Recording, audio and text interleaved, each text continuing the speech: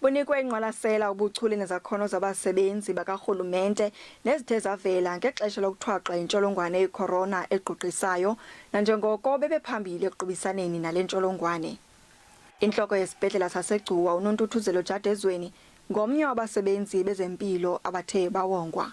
What we did, we felt that this material is the same as the material that is used to make the gowns, that is the PPE gowns.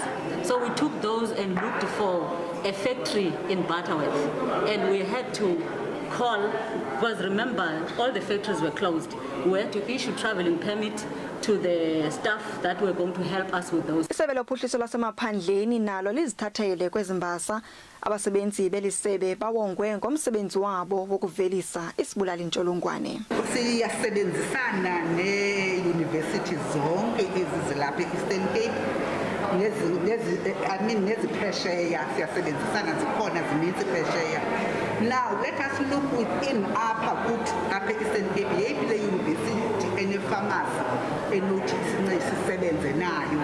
Urhulumente weliphondo uthi ukuwongwa kwabasebenzi kuza kubakhuthaza ukuba babe zintshatsheli kumsebenzi wabo. Sizama ukucreate inculcating this new culture yokuba umuntu azazi into yoba xa inikwe i-opportunity is an opportunity to serve. Ibathupili eyinkqubo yokubeka uluntu phambili liphule laziswa ngaphambili ngethuba uTata Nelson Mandela engumongameli weli kwaye lisaqhuba kakuhle nanamhlanje. Amanda Xhala kwiindaba ze-SABC liseMpuma Koloni.